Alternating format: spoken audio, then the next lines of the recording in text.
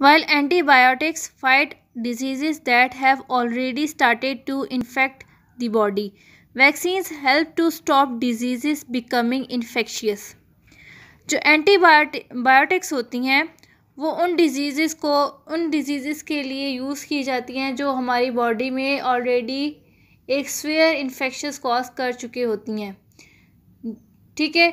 जबकि वैक्सीन्स जो होती हैं अभी जो डिज़ीज़ या तो हमारी बॉडी में प्रेजेंट नहीं हुई होती या अभी वो इन्फेक्शन बन रहा होता है, बजाय इसके कि इससे पहले कि बहुत ज़्यादा सीवियर हो जाए तो उससे पहले जो है वो वैक्सीन दे दी जाती है ताकि प्रिवेंट किया जा सके डिज़ीज़ को। Vaccines are made from micro organisms that are the cause of infectious disease. Vaccines जो है उन माइक्रो ऑर्गेनिज्म से बनाई जाती है जो कि इन्फेक्शियस डिजीज़ कॉज करती हैं, ठीक है। They work by giving the body a small amount of that disease so that the body can produce antibodies that can fight the virus in the future।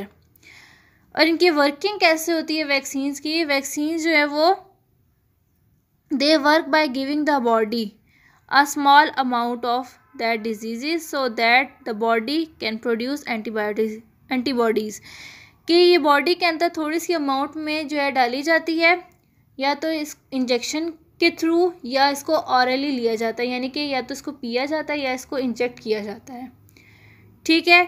फिर जब ये बॉडी के अंदर चली जाती है, यानी कि जब बॉडी के अंदर ये जो वैक्सीन है वो जब इंटर होती है तो बॉडी क्या करती है, एंटीबॉडीज़ बनाना शुरू कर देती हैं उस वायरस के अगेंस्ट जिसकी आपने वैक्सीन ली होती है, ठीक है। हर वायरस की अपनी एक वैक्सीन होती है, इसीलिए जब इसको इंजेक्ट किया जाता है या ऑरली इसको लिया जाता है तो तब हमारी बॉडी एंटीबॉडीज़ प्रोड्यूस करना स्टार्ट कर देती है, ठीक है। और यही एंटीबॉडीज़ जो हैं ये हमें प्रोटेक्ट करती हैं उस डिज़ीज़ से जो इस वायरस की वजह से होनी होती है।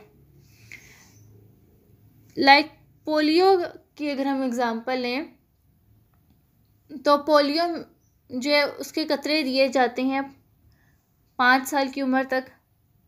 इसका मतलब है कि 5 साल की उम्र तक जो है हमारी बॉडी वैक्सीनेटेड हो जाती है अगेंस्ट द पोलियो वायरस जो कि एक पोलियो डिज़ीज़ कॉज करता है।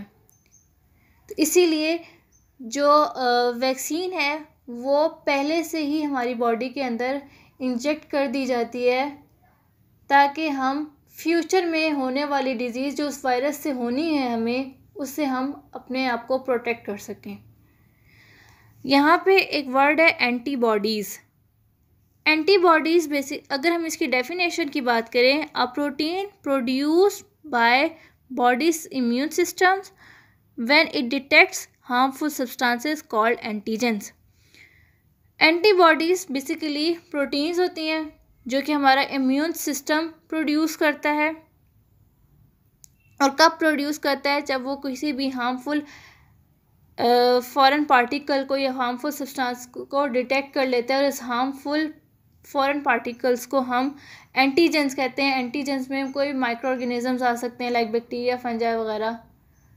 तो जो है उसके बैक्टीरिया, फंजाई या प्रोटिस्ट, तो एंटीबॉडीज़ क्या करती हैं हमें उन फॉरेन पार्टिकल्स से जो है अगर बजाय इसके कि वो पहले डिज़ीज़ हमारी बॉडी में जो है वो कॉज करें, एंटीबॉडीज़ जो हैं वो हमें प्रोटेक्ट करती हैं।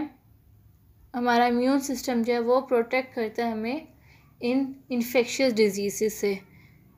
सो आज के लेक्चर में जो चीज़ हमने पढ़ी कि जो माइक्रो ऑर्गेनिजम्स हैं जहाँ हमारे लिए कुछ माइक्रो ऑर्गेनिजम्स हैं वो हमारी बॉडी के लिए हार्मफुल होते हैं, डिजीज़ कॉज करते हैं, लेकिन कुछ माइक्रो ऑर्गेनिजम्स ऐसे होते हैं जो कि बेनिफिशियल होते हैं हमारी बॉडी के लिए। अगर बैक्टीरिया की बात करें तो बैक्टीरिया के जहाँ भी बैक्टीरिया जो डिजीज़ भी कॉज करता है डिफरेंट, उसके अलावा जो है बैक्टीरिया के अगर हम एडवांटेजेस देखें तो bacteria playing important role in the cooking and food preparation और बैक्टीरिया जो है उसकी वजह से जो है वो मिल्की प्रोडक्ट्स जो है वो बनाई जाती हैं। उसके अलावा विनेगर बनाया जाता है। और अगर फंगस की बात करें तो फंगस में एग्जांपल ली हुई है यहाँ पे यीस्ट की। यीस्ट जो है वो ब्रेड बनाने में और अल्कोहलिक ड्रिंक्स बनाने में यूज़ की जाती है। और इसके अलावा यीस्ट से ही जो है black T, soya sauce, olives, black T ये प्रिपेयर किए जाते हैं। और इसके अलावा अगर ये चीज़ देखी जाए कि how micro organisms prevent disease,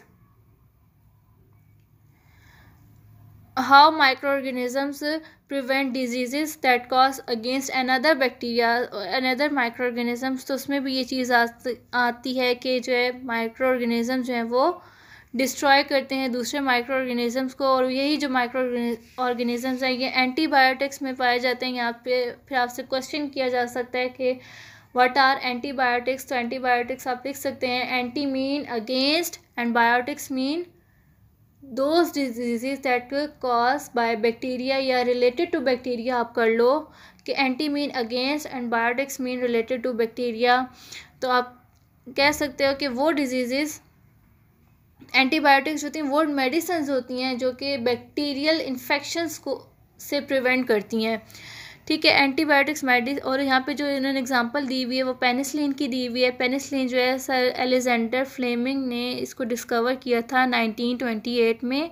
और ये मोस्ट सक्सेसफुल एंटीबायोटिक्स है। और इसके अलावा जो ये रिकवर करती है from pneumonia, respiratory track infections diseases से, scarlet fever, ear, skin, gums, mouth और थ्रॉट के जो इन्फेक्शंस होते हैं उनके अगेंस्ट जो है पेनिसिलिन जो है वो ली जाती है, इनको क्योर करती है ये। फिर उसके अलावा